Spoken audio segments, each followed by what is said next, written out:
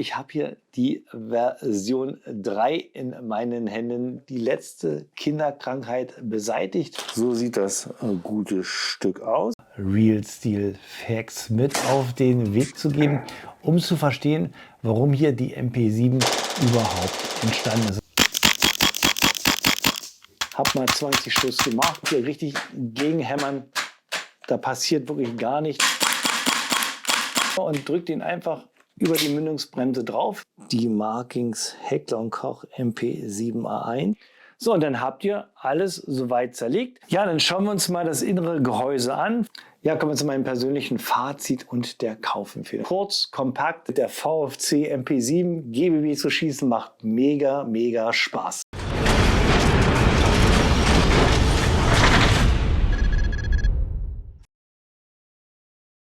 Intros durch, da bin ich wieder. Ja, Bruce BB2K Airsoft Channel heute mit der VFC Heckler & Koch MP7A1 als Gas Blowback. Bitte, bitte, bitte jetzt nicht abschalten, ja? Ich weiß, ein alter Hut und ich glaube, ich bin auch der letzte Airsoft-YouTuber, der sich hier diesem guten Stück hier widmet. Aber es lohnt sich, ja, denn jetzt kommt's. Ich habe hier die Version 3 in meinen Händen, die stillschweigend jetzt auf den Markt geworfen ist. Von daher hoffe ich, dass ihr doch noch dran bleibt. Das gute Stück wurde mir zur Verfügung gestellt von Umarex persönlich. Dafür schon mal einen fetten Daumen hoch. Kostenpunkt 290 €, so im Durchschnitt. Wenn ihr ein bisschen sucht in den deutschen Webshops, werdet ihr wahrscheinlich auch ein paar Schnapper finden. Ich habe auch schon mal so einen Teil gesehen hier für 250 €.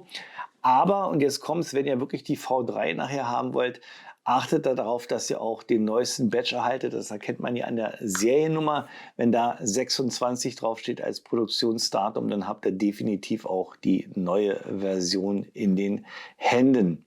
Was hat sich denn nun bei der V3 geändert? Nicht viel. Diese dünne Buttplate hier aus Kunststoff, die hatte leider eine Menge auszuhalten, weil jetzt hier der Verschluss nach hinten geht, die Federführungsstange, das alles geht hier gegen diese Platte. Und so kann es vorkommen, dass nach nicht 100 Schüssen, mehr nach 1000 Schüssen oder je nach Gassorte, die man hier benutzt, diese Buttplate bricht oder einen Riss bekommt. Es gibt die deutsche Firma Clutch Precision, die stellt für die MP7 generell auch für viele Modelle aus dem Hause VFC Stahlteile her. Und auch so für die MP7 haben sie hier eine Buttplate aus Aluminium hergestellt, die natürlich garantiert, dass das hier nicht kaputt geht. Kostenpunkt so um die, lass mich lügen, 90 oder 100 €. Müsst ihr mal unten in die Videobeschreibung gucken, da mache ich euch mal einen Link rein. Die haben so generell auch Teile, die ich euch empfehlen kann. Ja, hat jetzt hier VFC bzw. Umarex jetzt hier auch Aluminium hier hinten verbaut? Nein, haben sie nicht. Sie haben wieder Kunststoff verwendet. Laut Auskunft von Umarex handelt es sich hier aber um einen extrem verstärkten und stabilen Kunststoff, der hier die ganze Härte, die hier die MP7 nach hinten verbreitet, auch wirklich aushält. Ob das wirklich so ist, das wird natürlich erst die Zukunft zeigen. Ich muss hier mit der MP7 erstmal ordentlich einen durchrattern und hier die hintere Baugruppe richtig beanspruchen, um da auch eine Aussage zu treffen. Ja, warum hat VFC bzw. Umarex jetzt hier nicht zum Metall gegriffen, sondern zu Kunststoff? Finde ich auch eine gute Geschichte. Umarex wollte den Preis stabil halten und das haben sie ja geschafft. Das Ding kostet hier 290 € zum Start. 2014 hatte, glaube ich, die MP7, lass mich lügen, 350 € gekostet und es ist mehr jetzt auch runtergegangen, dass wir jetzt hier bei 290 sind. Und wenn wirklich die Buttplate hält, was sie verspricht, kann man da nicht meckern. Ach so. Zum Preis vom Magazin muss ich auch noch sagen, Ersatzmagazin kostet 80 €. Das solltet ihr euch noch im Kopf behalten, wenn ihr euch die MP7 hier zum Spielen holt. 2 Magazine extra braucht ihr definitiv, dass ihr hier mit 3 Magazinen unterwegs seid. Kapazität hier 40 Schuss, habt da 120 Schuss am Start. Wenn ihr nicht wilde Sau spielt, sollte das auf jeden Fall für eine Spielrunde reichen. Full Auto ist so verboten in Deutschland, von daher geht das ein bisschen smarter zur Sache. So, genug gequatscht. Schauen wir uns mal den Lieferumfang an. Die MP7 kommt hier in diesen traditionellen Heckler & Koch No Compromise Karton. Wenn wir den mal aufmachen, ist hier das Ganze noch mit einer Pappe geschützt. Dann haben wir eine kleine Bedienungsanleitung und nochmal einen Sicherheitshinweis. Die Airsoft selber ist nochmal in einer Folie geschützt. So sieht das gute Stück aus. Ja, und dazu gibt es noch ein 40 Schuss Gasmagazin und das ist alles, was ihr für euer Geld bekommt. Bevor wir mit der Airsoft-Variante von der MP7 hier weitermachen, denke ich mal, ist ein perfekter Zeitpunkt gekommen, euch ein paar Real-Steel-Facts mit auf den Weg zu geben, um zu verstehen, warum hier die MP7 überhaupt entstanden ist. Und dazu habe ich hier eine MP5 Maschinenpistole in der Hand, auch von der Firma VFC. Zwischen beiden liegen 35 Jahre Waffengeschichte. Sämtliche Spezialeinheiten, sämtliche Behörden haben die MP5 im Einsatz und dank des Rollenverschlusses ist die MP5 ein sehr, sehr zuverlässiges System. Und so wundert es nicht, dass es von der MP5 auch verschiedene Varianten gab. Einmal hier diese Standard, dann eine schallgedämpfte SD-Variante oder sogar eine ganz, ganz kurze MP5K, K für kurz, mit nur 325 mm. Davon gab es auch mal eine Variante mit einem Klappschaft, das ist die MP5K PDW. Für Personen, die auf engstem Raum operieren, Fahrzeugbesatzungen, für die war diese kurze und kompakte MP5 gedacht. Also MP5 für jedes Szenario immer die perfekte MP5 am Start. Betrieben wird hier die MP5 mit dem Kaliber 9x19, war zur Zeit, wo das rausgekommen ist, Pistolenkaliber, gute mannstoppende Wirkung, aber ja, man entwickelte sich weiter. Irgendwann hatte man auch mal gegen Schutzwesten vorzugehen und da hat die 9 mm nicht so die Kraft, dagegen anzuwirken als größere Kaliber. Man bräuchte also irgendwas, so ein Sturmgewehrkaliber 5,56 mm auf kurzen und kompakter Basis, um dagegen vorzugehen. Ja, Heckler & Koch hatte damals dann auch was rausgebracht, die Heckler & Koch HK53. Ich halte mal beide noch mal rein. Ja, nehmen sich von der Größe nicht viel. Hier aber haben wir eine Maschinenpistole im Kaliber 5,56.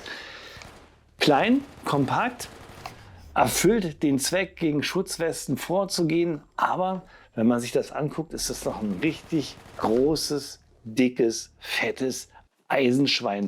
Wenn ich jetzt mal die MP7 dagegen reinhalte, ja, richtig kleines und kompaktes Baby.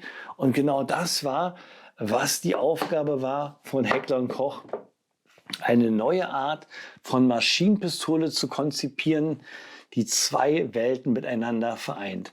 Einmal das starke Kaliber, um Schutzwesten zu durchdringen, aber dennoch klein und kompakt, schnell und leicht zu sein, um auch wirklich für Einheiten zur Verfügung zu stehen, die halt PDW, Personal Defense, haben. Ja, und so entstand 2001 die Heckler & Koch MP7A1. Das Besondere ist nicht nur diese kleine und kompakte Bauform, sondern auch das verwendete Kaliber. Heckler & Koch hat eigens für die MP7 ein neues Kaliber entwickelt, und zwar das Kaliber 4,6 x 30. Ein Geschossdurchmesser von 4,6 mm. Ja, das Original macht kleinere Löcher als hier die Airsoft-Variante mit 6 mm. Aber sie hat durchaus wesentlich mehr Bums als die Airsoft so und so und auch als eine 9 mm. Ich blende euch mal hier ein Bild ein von beiden Patronen. Da seht ihr, dass die Treibladung von der 4,6 mehr Volumen hat als von der 9 mm. Und hier könnt ihr auch noch mal sehen, wie klein 4,6 im Gegensatz zum Geschoss von 9 mm aussieht. Denn dank dieses geringen Geschosses mit aber ordentlich Power dahinter hat die 4,6 die Fähigkeit, eine 1,5 mm Titanplatte gefolgt von 20 Schichten Kevlar zu durchdringen auf eine Entfernung von 200 Metern. Das war mehr als gefordert damals von der NATO und das hat Heckler & Koch mit dem neuen Kaliber eingehalten. Die MP7 hat hier ein Gewicht von gerade mal nur 1,9 Kilo. Auch hier die von VFC entspricht genau dem gleichen Gewicht. Und ihr seht, sie ist wirklich sehr, sehr gut mit einer Hand zu führen. Dank des Magazins hier im Griffstück ist hier auch die Balance richtig gut gegeben, sodass man die auch gut halten kann. Es gibt also keinen Schwerpunkt nach oben oder nach unten. Die hält wirklich richtig gut in der Hand. Und durch dieses geringe Kaliber kann man sie auch durchaus so schießen. Es gibt wenig Rückstoß, die ist sehr, sehr gut kontrollierbar. Und im Dauerfeuermodus hat man ja die Möglichkeit, hier den Vordergriff rauszufahren und sie auch nochmal so zu halten. Ja, von daher perfekt eine Anwendung. Und wir haben natürlich hier auch nochmal den Schubschaft, den man ausfahren kann, sodass man das hier noch besser kontrollieren kann.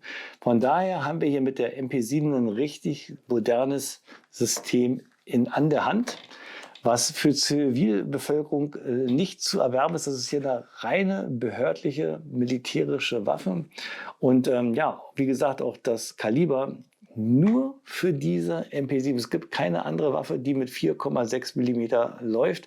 Von daher habe ich gehört, sind auch die Munitionskosten nicht ohne, denn 9x19 wird ja wirklich in Massen produziert für alle möglichen Typen. 4,6 ist schon richtig was Spezielles, von daher lässt sich das auch die Firmen, die dieses Kaliber herstellen, auch einiges bezahlen. So, das soll es soweit gewesen sein. Von der MP7A1 gab es dann auch noch oder gibt es auch noch eine A2-Variante. Die unterscheidet sich aber nur, dass hier dieser Griff nicht mehr vorhanden ist, sondern hier unten jetzt eine Picatinny angebracht ist. Ansonsten vom System her ist hier alles gleich. So, das war es gewesen. MP7 Real Steel. Ich hoffe, euch hat es gefallen. Aber jetzt geht's endlich los mit der Airsoft. Dann schauen wir uns mal das gute Stück etwas genauer an. Technische Daten, Verarbeitungsqualität und verwendete Materialien. Wir haben hier ein Gewicht von 1375 Gramm ohne Magazin. Mit Magazin sind wir bei 1925 Gramm, also exakt am Original dran. Wir haben eine Gesamtlänge von 420 mm im eingefahrenen Zustand, im ausgefahrenen Zustand. Wir haben ja 3 Stufen. Erste Stufe, zweite Stufe.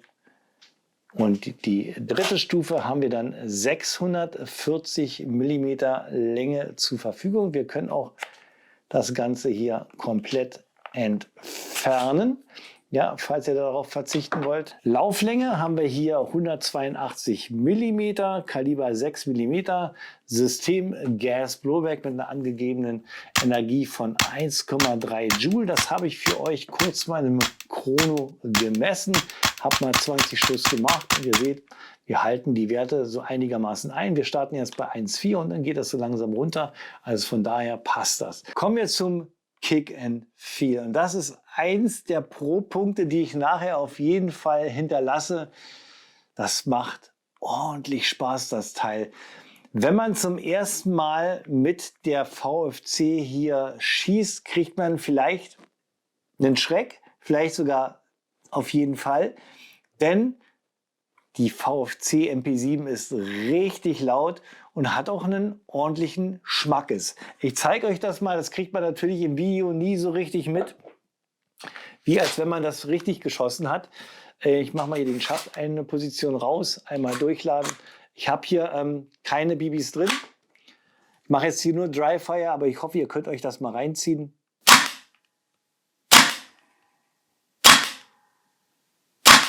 Das ist richtig laut und ein richtig kurzer und knackiger Kick. Ich halte es mal in die Richtung.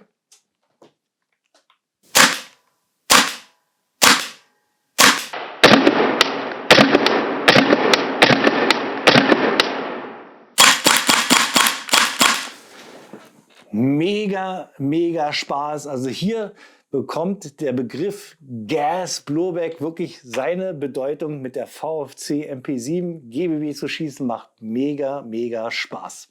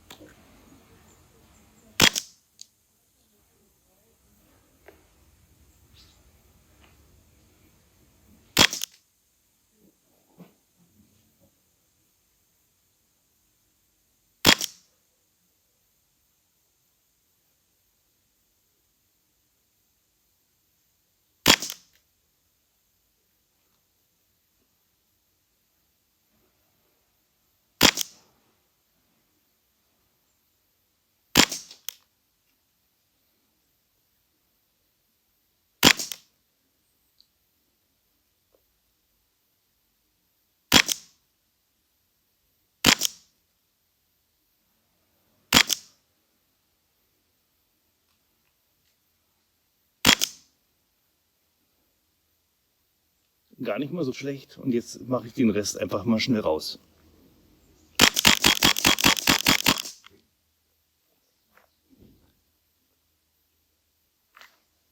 So, dann schauen wir uns das Ergebnis mal etwas genauer an.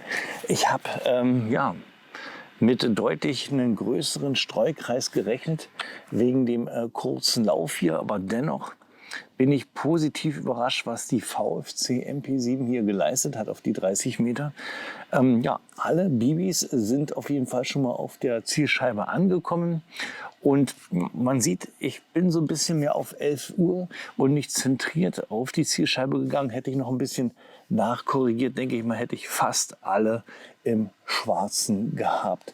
Auch wo ich die schnellen Schussfolgen gemacht habe, muss ich sagen, ist das fast schon wie eine Schnur gelaufen. Also vom Ergebnis her bin ich mega begeistert. Ja, schauen wir uns mal die Verarbeitungsqualität an. Wenn ihr die MP7 zum ersten Mal aus dem Karton nimmt und das Magazin einlegt, wundert ihr euch, so ein großes Teil, aber wiegt ja fast gar nichts.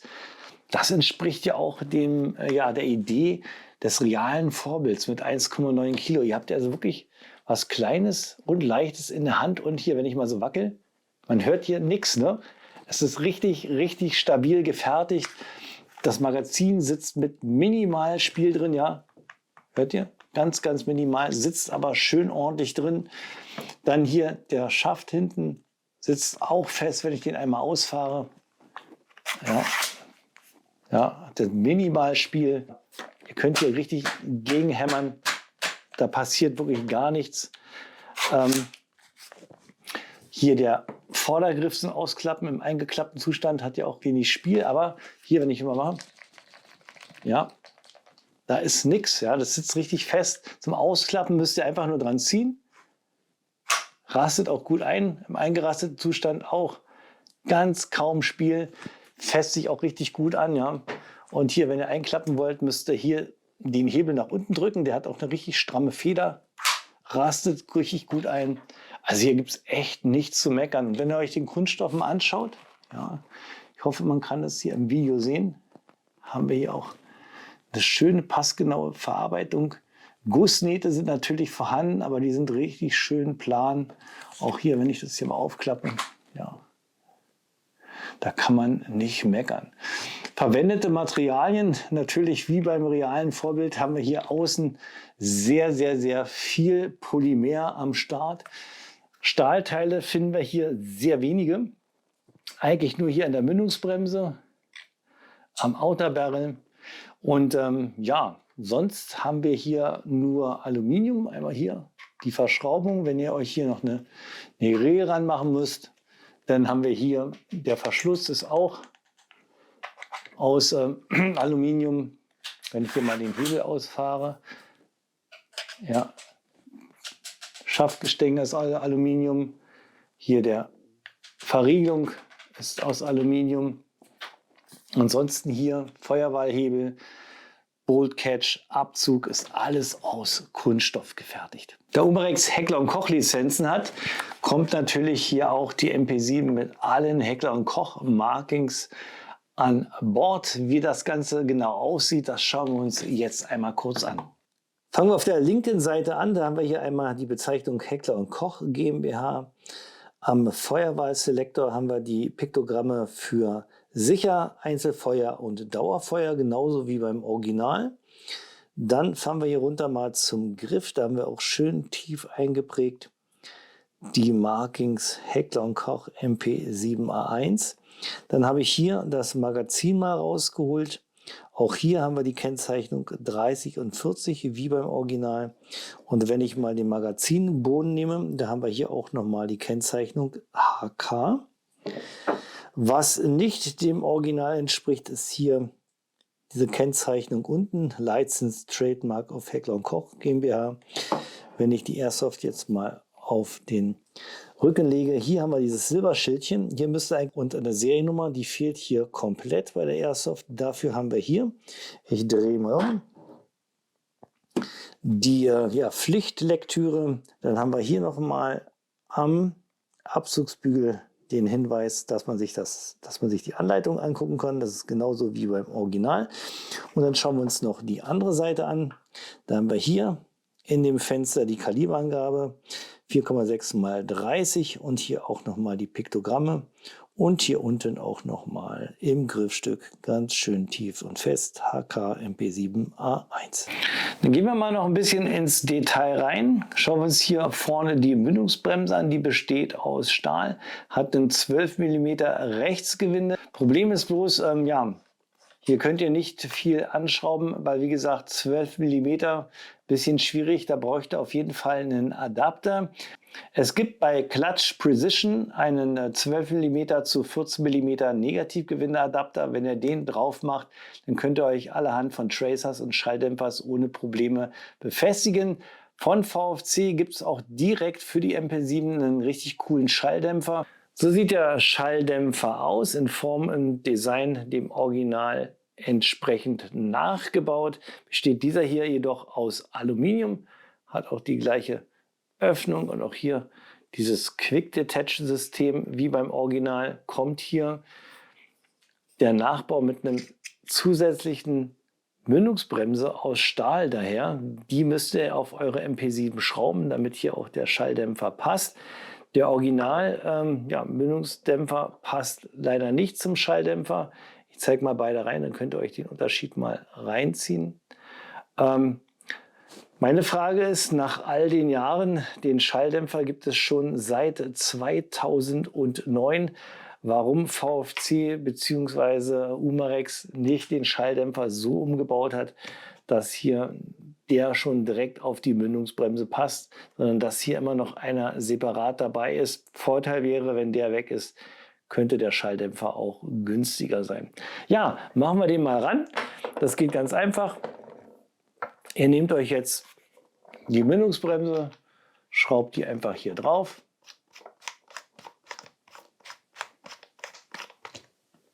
Dann nehmt euch den Schalldämpfer und drückt ihn einfach über die Mündungsbremse drauf, rastet sofort ein, sitzt auch richtig stabil, löst sich nicht. Einziger Nachteil ist, der dreht so in sich, muss damit klarkommen, finde ich irgendwie so ein bisschen komisch. Um ihn wieder zu entfernen, eigentlich ganz einfach, ihr drückt hier einfach einmal drauf und dann könnt ihr ihn wieder abziehen. Ich lasse ihn noch mal drauf, legt mal ein Magazin ein, klappt das mal vor, dann sieht das schon so richtig Operator aus. Und jetzt könnt ihr euch noch einen Rotpunkt drauf packen, hier von mir ist hier so ein EOTech-Klon. Und dann sieht das schon richtig authentisch aus, ja. Ich ziehe das mal noch raus. Ja. Richtig, richtig, richtig genial. Oberhalb des Laufes seht ihr hier diesen kleinen Knopf. Bei der Airsoft könnt ihr hier ganz fein klickweise das Hop justieren von außen. Eine richtig schöne Sache, ohne groß hier irgendwas ins Innere zu stecken oder rumzuwerkeln mit Spezialwerkzeug oder zum Auseinandernehmen. Ihr braucht hier einfach nur ein bisschen drehen und dann könnt ihr euer Hop-Up einstellen. Finde ich richtig cool. Ja, gehen wir mal weiter. Da haben wir hier an der Seite die Möglichkeit, dass ihr euch hier noch Side Rails montieren könnt. Von VFC gibt es da dementsprechend was zu kaufen. Das sind dann Picatinny Rails, kostet so um die 30 Euro. Und wenn ihr bei Clutch Precision vorbeischaut, gibt es das Ganze auch nochmal im M-Lock-System, falls euch das lieber ist. Schauen wir uns nochmal die Visierung an. Die vordere Visierung sowie die hintere Visierung ist aus Kunststoff gefertigt, lässt sich hier aufklappen. Ja, da habt ihr also die Möglichkeit, entweder so zu visieren, ja, oder halt im zusammengeklappten Zustand habt ihr hier auch nochmal ein schmales Kimme- und Kornvisier. Hier könnt ihr euch das auch noch nach links und rechts justieren und ihr habt natürlich auch die Möglichkeit, hier mit der Schraube beides zu demontieren und dann habt ihr auch noch mal eine größere Fläche zur Verfügung, wo ihr euch Optiken und sonstige Späße ranmachen könnt. Und dann sind wir auch schon in der Mitte angekommen bei den Bedienelementen. Die hatte ich euch eigentlich ja schon gezeigt, aber falls ihr hier im Kapitel gesprungen seid, ja, erwähne ich das hier noch mal kurz. Was ihr hier auf der Seite seht, seht ihr auch auf der anderen Seite.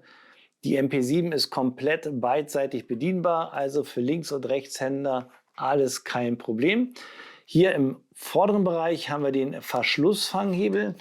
Wenn der Verschluss in der hinteren Position ist, wie gerade hier, könnt ihr hier durch Drücken mit dem Hebel das Ganze wieder nach vorne fahren. Und hier zeige ich euch nochmal, wie schön ergonomisch das Ganze ist. Ich kann das hier ohne Probleme mit meinem Zeigefinger erreichen. Einmal draufdrücken, fährt der Verschluss wieder nach vorne. Dann haben wir hier auf der Seite auch den Feuerwahlhebel. In der oberen Position ist die Airsoft gesichert. Ein Klick nach unten haben wir hier Einzelfeuer. Noch ein Klick nach unten hätten wir Dauerfeuer. Aber wir sind hier in Deutschland und so haben wir auch hier nur Einzelfeuer. Und auch hier das Ganze beidseitig bedienen. Seht ihr, ich kann das hier auch auf der anderen Seite machen und alles rastet absolut sauber und ordentlich ein. Ja, dann haben wir hier hinten den Ladehebel, der ist zentriert angebracht, ähnlich wie beim M16. Aber wir können als Links- und Rechtshänder hier ohne Probleme durchladen. Einmal nach hinten ziehen, loslassen und dann ist die Airsoft gespannt. Wir haben hier unten den Abzug mit dem Sicherungszüngel. Man kann erst abdrücken, wenn die Sicherungszunge auch mit drin ist. Und wenn ich dann kurz mal klicke, ja, wird der Schuss ausgeübt. Dann haben wir hier an der Seite, ähnlich auch wie bei der VP9 oder bei der MK23, den Magazinlöseknopf, einmal von der Seite oder der Seite. Ich lege hier mal ein Magazin ein, keine BBs drin. Und dann gucken wir uns mal das Abzugsverhalten an. Ich lade einmal durch, betätige den Bolt Catch, lasse ihn auch gleich gedrückt und dann gucken wir mal, wie hier das Abzugsverhalten ist und wie der Resetpunkt ist. Wie gesagt, einmal reindrücken. Der Weg ist ziemlich lang. Jetzt spüre ich so eine Art Widerstand. Zack, Schuss wird ausgelöst, Resetpunkt. Oh, ganz weit, weit, weit, weit, weit. Jetzt hört man einen Klick. Der Weg ist ziemlich lang. Also nicht kurz und knackig. Ich probiere mal kurz. Also schnelle Schussfolgen kann man nicht machen. Ihr seht, der Weg ist ziemlich lang. Und da sind wir auch schon hinten angekommen beim Schubschaft. Der besteht aus Kunststoff im hinteren Bereich, leider nicht gummiert wie beim Original. Wer gerne hier hinten Gummi haben möchte, der schaut auch mal bei Clutch Precision nach. Da gibt es hier auch nochmal das Ganze im Gummi zum Nachrüsten. Finde ich ist so, ja, nochmal die Kirsche auf der Sahne, um sich seine MP7 noch etwas schicker zu machen. Ja, Prinzip zum Ausfahren, genauso wie beim Original. Ihr habt hier einmal diesen Hebel, den müsst ihr einmal nach oben drücken und dann springt der Schubschaft schon ein Stück raus. Dann könnt ihr ihn einfach rausziehen. Dann fährt er in die erste Position. Ihr habt hier wie beim Original 3 Positionen, um in die nächste zu kommen. Wieder einmal den Hebel drücken und in die nächste schieben.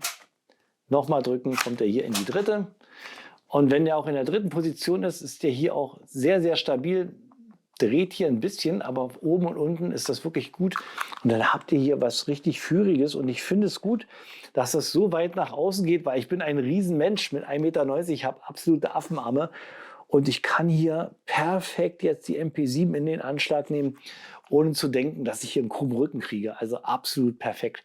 Wer möchte, kann den ganzen Schubschaft auch komplett rausnehmen. Da habt ihr hier auf der Seite hier auch noch mal so einen kleinen Hebel, den drückt ihr nach oben und den anderen auch. Und dann könnt ihr hier einfach das Ganze entfernen.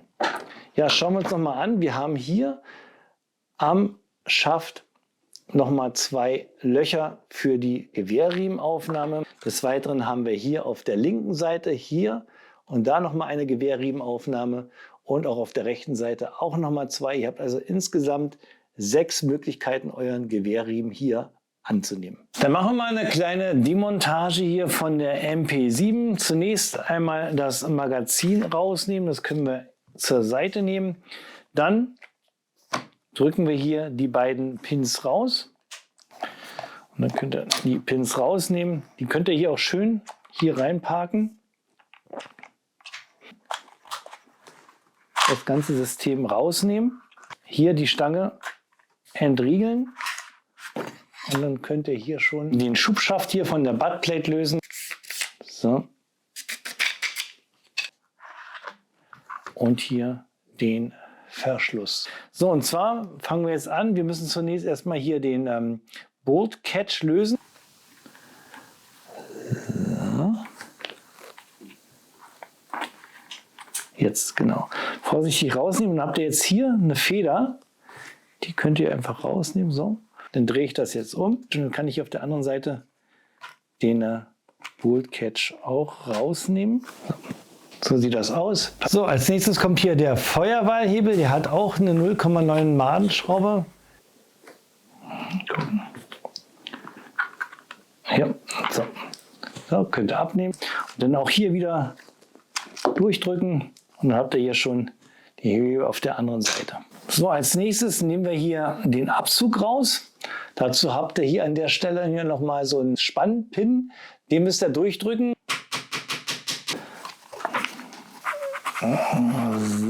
So, da ist er. So, jetzt haben wir noch den Abzug. Hier durch das Sicherungszügel hängt das hier am Receiver. Um das zu machen, müsst ihr nur ein bisschen ein Stück hochdrücken und ja zur Seite ziehen. Müsst auch ein bisschen Kraft auf sich nehmen. Das heißt, Knack gemacht. Siehst du, jetzt könnt ihr ihn hier rausnehmen und den packe ich jetzt hier auch noch mit dazu. Ihr schraubt jetzt erstmal die Mündungsbremse ab. Am Rechtsgewinde, also links schrauben. Und dann könnt ihr hier die vordere Kappe abziehen. Jetzt haben wir eigentlich soweit alles demontiert, sodass wir hier Outer Barrel und inneres Gehäuse rausziehen können. Dazu müsst ihr nur einmal hier drücken. Ich kann das hier auch ein bisschen hakeln. So. Und dann habt ihr das Ganze hier auch rausgenommen. So, und dann habt ihr alles soweit zerlegt. Wir schauen uns jetzt mal die einzelnen Baugruppen etwas genauer an. Ja, gucken wir uns hier die Buttplate an. Das ist ja das Besondere jetzt hier bei der V3. Ich habe mir noch mal Bilder angeschaut von der V2. Rein optisch sehe ich hier keinerlei Unterschiede. Wenn nicht, korrigiert mich bitte. Also liegt es hier wirklich nur an der Verwendung des neuen Materials. Ich hoffe mal, dass das hier wirklich sehr stabil ist, dass es hier nicht reißt. Um nochmal zu zeigen, was hier alles auf die Buttplate sich auswirkt. Wir haben hier einmal die Federführungsstange, die sitzt hier drauf. Ja. Und dann haben wir den Verschluss. So, ich kann das hier mal ein bisschen einrasten lassen. So sieht das aus. Ja, und wenn so ein Schuss kommt, dann geht das Ganze hier nach hinten und ballert immer schön gegen diese Buttplate. Und ich kann nur hoffen, dass diese jetzt wesentlich stabiler ist. Hier auch nochmal die Federführungsstange. Das Gestänge besteht aus Stahl. Gucken wir uns als nächstes den Verschluss an. Der ist sehr solide gebaut, hat ein Gewicht von 200 Gramm. Wer möchte, kann hier diesen Aluminiumverschluss auch auswechseln gegen einen Stahlverschluss von Clutch Precision. Dann habt ihr nochmal satte 290 Gramm hier auf der MP7 und dann zappelt das nochmal ordentlich. Dann haben wir hier das Nozzle, das sitzt sauber im System und dichtet hier auch hervorragend ab. Ja, dann schauen wir uns mal das innere Gehäuse an. Fangen wir im vorderen Bereich ran. Das ist hier dieser kleine Stahl Outer Barrel. Ich halte mal den Magneten ran. Dann haben wir hier von dem Gassystem übernommen von der Real Steel hier dieses Bauteil. Das besteht aus Aluminium. Ja. Hier haben wir Kunststoff Kunststoff, Kunststoff, Kunststoff. Alles im Innenleben ist soweit Kunststoff. Hier seht ihr, ist mir beim Rausziehen auch gleich diese Stange hier, diese Selector-Stange rausgefallen. Die besteht aus Stahl, hat jetzt natürlich hier auch noch diese Feder. Dann haben wir hier den Teil, wo hier der Fire Selector Hebel dran sitzt. Der besteht auch aus Stahl. Hier alles auf der Seite komplett aus Stahl gebaut. Dann haben wir hier den Firing Pin. Der ist aus Zink-Druckguss gebaut. Schauen wir uns noch die andere Seite an. Hier haben wir nur ein Aluminiumbauteil, und zwar dieses hier. Das ist hier, wie ihr seht, nicht magnetisch. Da kommt der Hebel für den Bolt Release rein. Der drückt dann hier gegen das Gestänge. Ihr seht, hier in der Position wird der Verschluss gehalten. Wenn dann der Hebel gedrückt wird, geht das hier rein. Verschluss fährt nach vorne und das Gestänge ist hier aus Stahl. Ja, ebenso auch wie diese Baugruppe. Wir können jetzt noch das Gehäuse auseinandernehmen. Dazu müsste ich jetzt aber alle Bauteile, die gefedert sind, rausnehmen. Dann braucht ihr nur die Schrauben lösen, dann könnt ihr das hier rausnehmen und dann habt ihr einen Blick auf den Inner Barrel und auf die Hop-Up-Unit. Lasse ich jetzt aber sein, bin da ein bisschen faul, weil im Endeffekt ist das, was ihr hier alles seht, genau wie bei der V2. Schauen wir uns doch das leere Gehäuse an. So sieht es aus. Besteht natürlich aus Kunststoff komplett. Schön dickwandig und auch sehr elastisch. Also hier braucht ihr euch auch keine Sorgen machen, dass hier irgendwas ja, reißt oder bricht. Sehr, sehr stabil gebaut. Ja, kommen wir zu meinem persönlichen Fazit und der Kaufempfehlung. Ihr seht mich ja so grinsen, was soll ich sagen? Es geht definitiv eine Kaufempfehlung raus. Mit der V3 hat Umarex bzw. VFC hier die letzte Kinderkrankheit beseitigt bei der MP7, sodass auf dem Papier noch ja, die MP7 nun richtig zuverlässig läuft und ihr euch keine Sorgen machen müsst, dass hier hinten irgendwas kaputt geht. Also wir haben für dieses Preis-Leistungs-Verhältnis für 290 € hier eine GBB in den Händen, wo ihr einfach nur noch Spaß haben könnt. Kurz, kompakt, präzise, gute Gaseffizienz, beidseitige Bedienung, 1:1 Maße, 1:1 Gewicht. Also auch für Sammler, für Millsimmer, perfektes Material. Von daher geht hier eine Kaufempfehlung raus. So, das war's von mir gewesen. Bruce BB2K Airsoft Channel. Ich hoffe, euch hat das Review hier Spaß gemacht. Jetzt seid ihr dran. Schreibt mal unten alles über eure VFC MP7 GBB. Was habt ihr damit schon alles erlebt? Was ist alles kaputt gegangen? Wer von euch musste überhaupt schon mal diese Buttplate da tauschen und weiß ja noch so ungefähr, ab wie viel Schuss das passiert ist und wann es passiert ist? Habt ihr zu starkes Gas verwendet? Was ist passiert? Das wäre mal auch interessant für mich. Schreibt das unten mal bitte rein. Ansonsten nochmal einen herzlichen Dank an die Firma Umarex, die mir hier dieses Schmuckstück zur Verfügung gestellt haben. Ich denke mal, ich hoffe mal, wir werden uns einig, das Ding muss ich behalten, obwohl ich habe ja schon die KWA. Aber beide in der Sammlung haben, denke ich mal, das ist irgendwie was Historisches, ja, weil das hat auch so ein bisschen was mit der Geschichte zu tun. MP7, Umarex, einmal die KWA und einmal die VFC, das muss auf jeden Fall drin bleiben. So, das war es von mir gewesen. Wer meinen Kanal noch nicht abonniert hat, der klickt mal da unten drauf und hier oben gibt es ein weiteres Video von mir und wir sehen uns beim nächsten Review wieder. Ich hoffe, gesund und gemunter. Ich kann nicht mehr reden, also höre ich auf. Mach's gut, euer Bruce. Wir sehen uns.